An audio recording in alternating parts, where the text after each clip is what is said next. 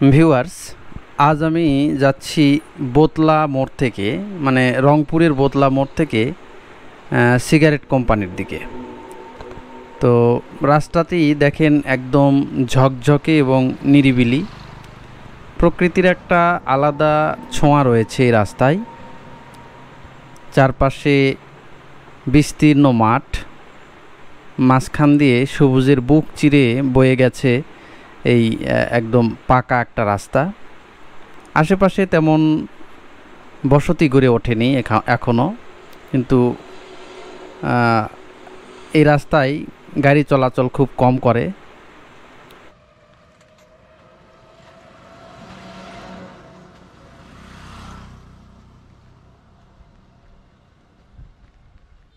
আজকে আকাশ একটু মেঘলা, বৃষ্টি হওয়ার সম্ভাবনা নাই। আকাশটাই আজকে অন্য ধরনের লাগছে, মানে আকাশে মেঘ জমে থাকলেও তেমন আসলে আহামরি যে বৃষ্টি আসবে এরকম পরিবেশ না। সুন্দর একটা বাতাস আসছে, আর এইরকম পরিবেশে এইরকম রাস্তা দিয়ে হাঁটতে কার না ভালো লাগে একটু বলুন। এটা কিন্তু রংপুর, একদম রংপুর সদরে। আশেপাশে দু একটা বাড়ি হচ্ছে এখানে, কিন্তু জায়গার দাম এখানে অনেক। নতুন করে অনেক ক্রেতা এখানে জমে গেছে, কারণ তারা এই ধরনের রাস্তার পাশেই জায়গাগুলো চাচ্ছে। রংপুর শহর থেকে যে খুব দূরে তা না, এখান থেকে একদম যে মেন শহর সেটা সর্বোচ্চ 1 কিলো দূরে হবে। তো এটা একদম সদরের ভিতরে, সিটি কর্পোরেশনের ভিতরেই।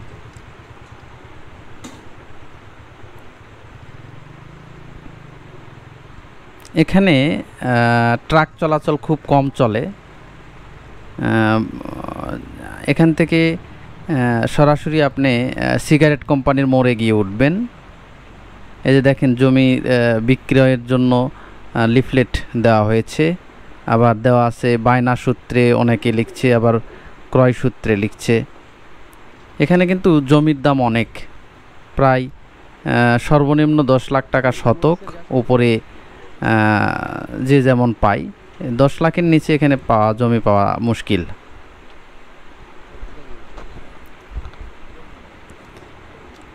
এখানে এই ভাইরা মরিচের গাছ উপড়ে ফেলেছে।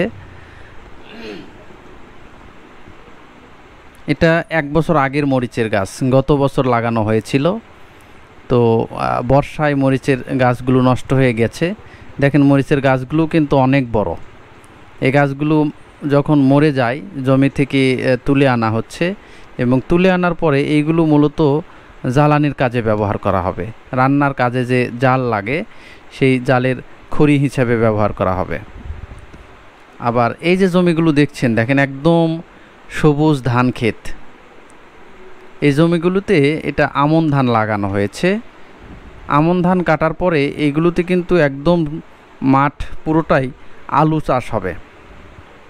এখানে বলে রাখা ভালো, রংপুরে কিন্তু প্রচুর পরিমাণে আলু হয়, আলু আবাদ হয়। এই জায়গাগুলোতে এখন আলু লাগানো হবে ধান কাটার পরে।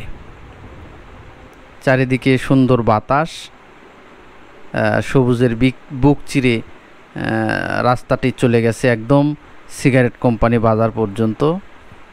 এখান থেকে সিগারেট কোম্পানি বাজারের দূরত্ব সর্বোচ্চ কত, 1 থেকে 1.5 কিলো হবে।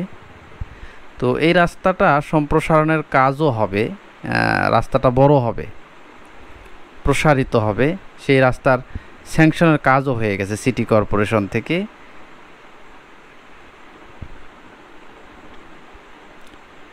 এখানে যে কি পরিমাণ বাতাস আসছে আপনাদেরকে এমনি হয়তো দেখানো যাবে না, তবে দেখেন আমি যে অনুভবটা করছি, এখানকার পানি যেটা আছে, এই জমিটা একটু নিচু। এখানে ধান লাগানো হয়নি, কারণ লাগানোর পরে বর্ষা এসে ডুবে যেতে পারে, এই কারণে ধানটা লাগানো হয়নি। কিন্তু দেখেন ওই পানিতে বাতাসটা লেগে সরাসরি গায়ে আসতেছে, এবং গাছের পাতা দেখলেও আপনারা বুঝতে পারবেন যে কি সুন্দর একটা বাতাসের যে একটা অনুভূতি, বাতাস এখানে আসছে খুব সুন্দর।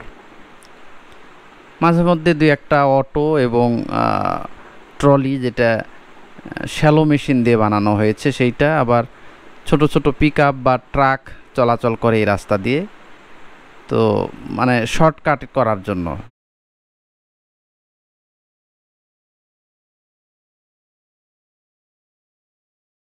যে সিগারেট কোম্পানি থেকে বা হারাগাছা থেকে কুড়িগ্রামগামী যে গাড়িগুলো যাবে, তারা শহরের ভিতরে না এসে এই রাস্তা দিয়ে বাইপাসে তারা চলে যায় কুড়িগ্রামের দিকে। আবার যারা হারাগাছা যাবে বা সিগারেট কোম্পানি যাবে তারা এই রোডে যায়। আবার এখান থেকে কিন্তু হারাগাছা হয়ে এই পাশ দিয়ে কাউনিয়াতেও আপনি যেতে পারবেন।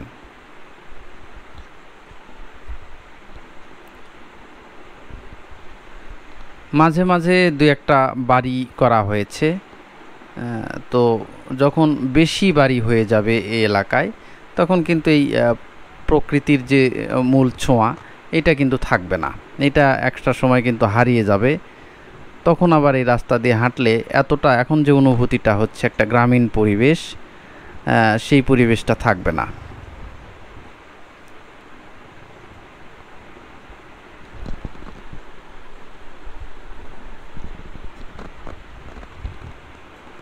চারপাশে প্রচুর পরিমাণে ধানের চাষ করা হয়েছে। আসলে আমন ধান এটা পানির সেচটা দিতে হয় না আমন ধানে।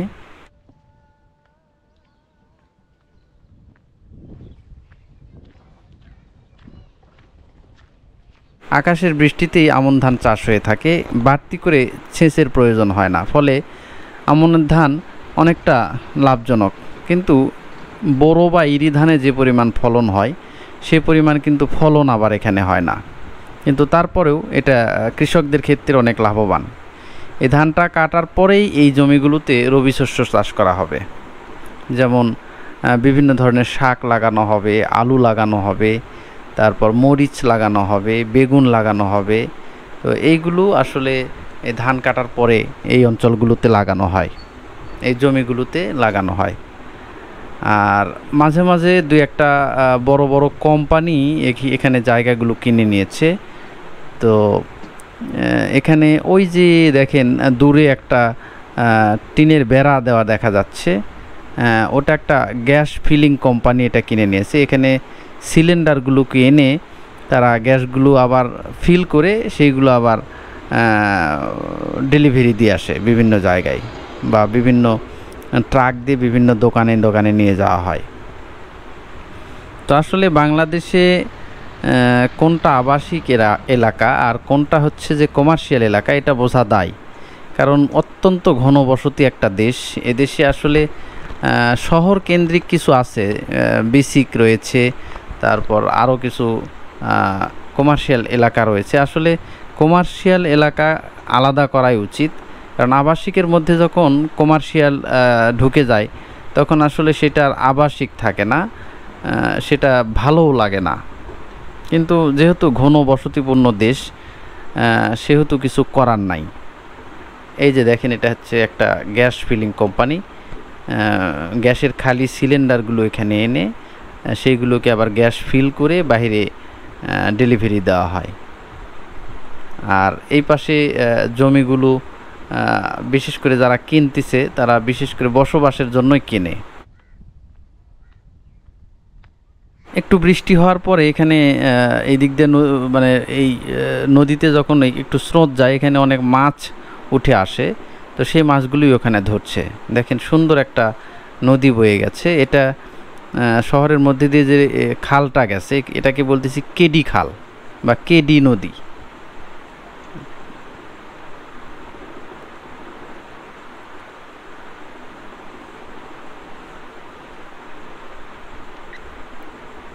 দিন যতই যাচ্ছে মানুষ প্রকৃতির উপরে খুব অত্যাচার করছে। এই অত্যাচারের কারণে প্রকৃতি তার নিজস্বতা হারিয়ে ফেলছে।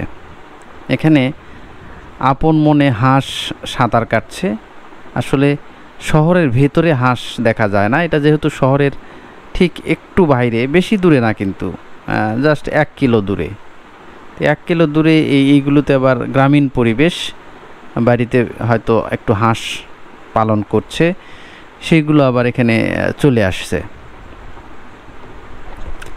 এ দেখেন ধানের জমির ভিতরে এটাকে একটা ছোট কুয়া বলে, এই জমিটাতে ধান লাগানো হয়নি। যখন বন্যা হয়, প্রচুর পরিমাণে যখন পানি আসে এই ফসলের ভিতর দিয়ে, তখন এই কুয়াতে কিন্তু অনেক মাছ পাওয়া যায়, দেশি মাছে ভরপুর হয়ে থাকে। তবে খাল বিলে আগের মতো আর মাছ পাওয়া যায় না, কারণ অতিরিক্ত কীটনাশক এবং মানুষের যে প্রতিনিয়ত যে মাছ ধরার যে একটা প্রবণতা, বিভিন্ন জাল দিয়ে, এখন একটা জাল নাকি পাওয়া যায় শয়তান জাল, চায়না জাল, এগুলো এসে মাছের যে বংশধর এইটাকে আমরা আর বৃদ্ধি করতে দিচ্ছি না। এছাড়াও আমাদের দেশে মাছ প্রজননের যে অভয়ারণ্য, যে শুষ্ক মৌসুমে এই জায়গাটা থেকে মাছ ধরা হবে না, এই জায়গাগুলো খুব কম আছে। আর থাকলেও সেইগুলোতে আসলে আমরা ছাড় দিই না, ওইগুলোতে বিভিন্নভাবে ওইগুলোতে মাছ ধরার চেষ্টা করি। কিন্তু এইগুলোকে যদি একটু মাছের যদি প্রজননটা ঠিকমতো করতে দেওয়া হয় এবং কোন সময় মাছগুলো বড় হয়, এইগুলো যদি সঠিকভাবে পরিচর্যা করা যায়, তাহলে আবার নদ নদীতে অনেক ধরনের মাছ চলে আসবে। আমার হাতের ডান পাশে দেখেন, আমি যেদিকে যাচ্ছি ডান পাশে, এগুলো ইট দিয়ে ছোট ছোট করে বাউন্ডারি করে দেওয়া হয়েছে। এই জায়গাগুলো বিক্রি হয়ে গেছে। আমি আগেই বলেছি যে এখানে জায়গার দাম অনেক, সর্বনিম্ন 10 লাখ টাকা, উপরে 12 লাখ, 13 লাখ, 15 লাখ পর্যন্ত জায়গার দাম। এখানে জায়গা বিক্রি হচ্ছে এই দামে। ওই যে দেখেন শহরটা কিন্তু ওই পাশে, আস্তে আস্তে কিন্তু শহরটা এই পাশে আসতেছে। আর এখানে যারা বিশেষ করে কুড়িগ্রাম এবং লালমনিরহাটের মানুষ, তারা এই অঞ্চলে জায়গাগুলো কেনে, কারণ এখান থেকে তাদের যোগাযোগ মাধ্যমটা ইজি। এখান থেকে সাতমাথা অনলি ওয়াকিং ডিস্টেন্স, হয়তো 1 কিলোর মধ্যে, হয়তো অটোতে গেলে 5 টাকা 10 টাকা এইরকম ভাড়া পড়বে। এই কারণে ওই অঞ্চলের যারা লোক এখানে আছে, হয়তো রংপুরে সেটেল হতে চাচ্ছে, তারা এইগুলোতে জায়গা কেনে।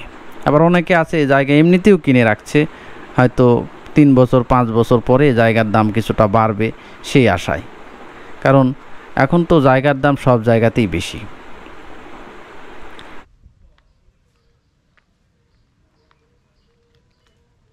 এই যে দেখেন এখানে তোরা জাল দিয়ে মাছ ধরছে। এটা আমাদের এলাকায় তোরা জাল বলে, অনেকে ঝাঁকি জাল বলে, অনেকে আসলে খেয়া জাল বলে, এক এক জায়গায় এক এক ধরনের। এই নদীতে উনি মাছ ধরছে। মাছ খুব একটা যে মাছ উঠছে তা না, কারণ মাছ খুব একটা নাই। আর হয়তো 2-1টা কইয়ের বাচ্চা, কই মাছের বাচ্চা, বা একটু টাকি মাছ, 2-1টা পুঁটি, এইগুলোই পাচ্ছে।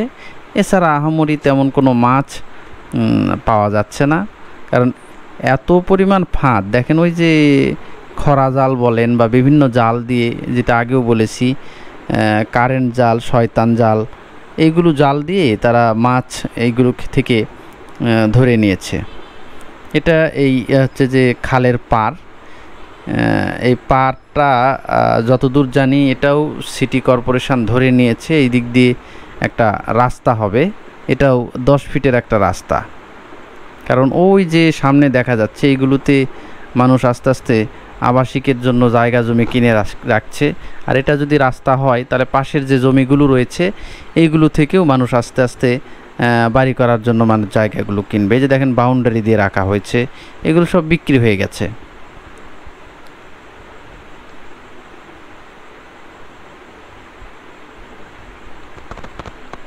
এখনও এই পাশের যে প্রকৃতি আছে, এটা ধ্বংস হয়ে যায়নি, কারণ এখনও যে গ্রামের যে একটা পরিবেশ, এই এলাকাগুলোতে আপনি যখন থাকবেন, একটা গ্রামের পরিবেশ, গ্রামীণ একটা পরিবেশ আপনি পাবেন।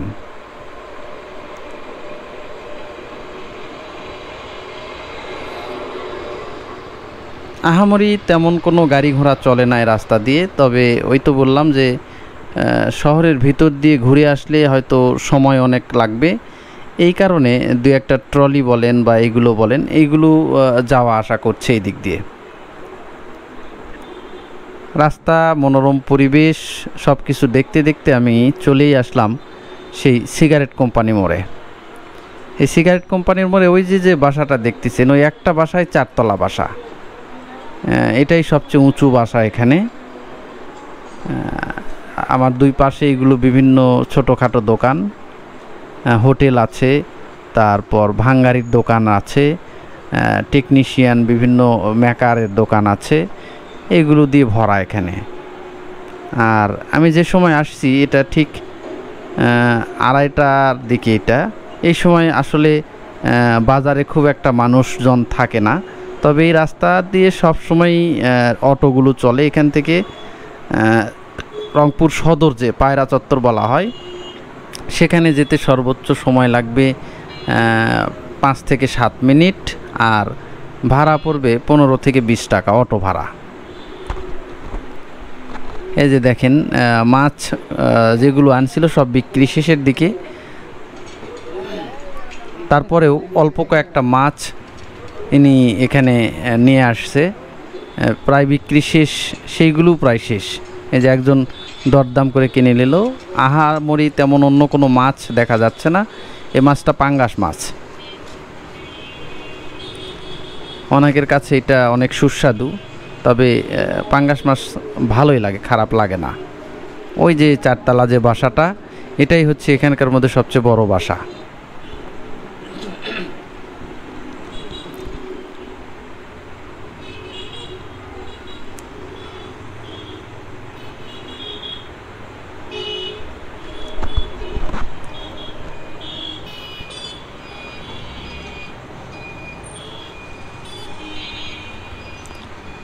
এই রাস্তা সরাসরি চলে গেছে হারাগাছা। আমি পরের কোনো ভিডিওতে আমি হারাগাছা দেখাবো আপনাদেরকে। তো মূলত হারাগাছা হচ্ছে রংপুর, তো আপনারা জানেন যে বিড়ির জন্য বিখ্যাত। বিভিন্ন ধরনের বিড়ি রয়েছে এখানে, মায়া বিড়ি, আজিজ বিড়ি, শিমুল বিড়ি। এই বিড়িগুলোর জন্যে এই হারাগাছা রংপুর যেটা, এটা বিখ্যাত। ওখানে বিভিন্ন ধরনের বিড়ি ফ্যাক্টরি রয়েছে।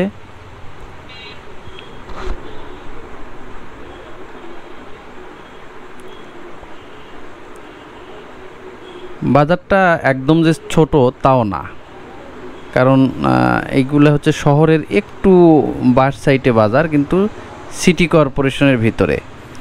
এই বাজারগুলো দুপুরবেলা অনেক দোকান আছে, তারা বন্ধ করে রেখে চলে যায়, বাসায় যে খাওয়া দাওয়া করে একটু রেস্ট নিয়ে বিকেলবেলার দিকে আবার আসে, চলে। তখন থেকে হয়তো রাত 10টা, 11টা, 12টা পর্যন্ত অনেক দোকান তারা খোলা রাখে। এই কারণে এই সময় বেশিরভাগ দোকানগুলোই বন্ধ।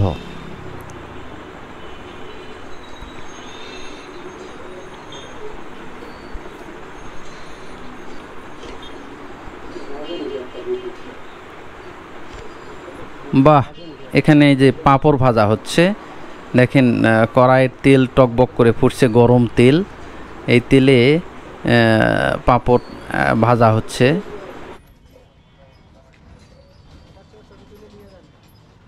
এই যে একটা পাঁপড় ছেড়ে দিল, দেওয়ার সাথে সাথে দেখেন পাঁপড়টা হয়ে গেল। তো এটা মূলত মুগ ডালের পাঁপড়, এটা ভালোই লাগে খেতে।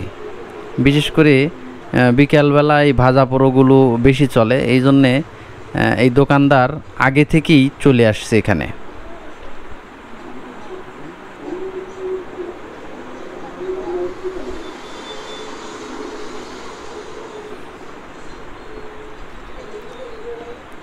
গরম গরম তেলে পাঁপড়টা ছাড়লেই, ছাড়ার সঙ্গে সঙ্গে হয়তো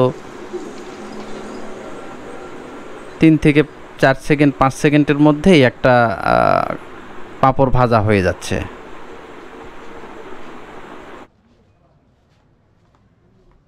এটা ছোট্ট একটা মার্কেট, জীবজন্তুর যে ইয়েটা একটা আকৃতি দেওয়া হয়েছে, দিয়ে মার্কেটের সামনে রাখা হয়েছে, ভালোই লাগছে, খারাপ না।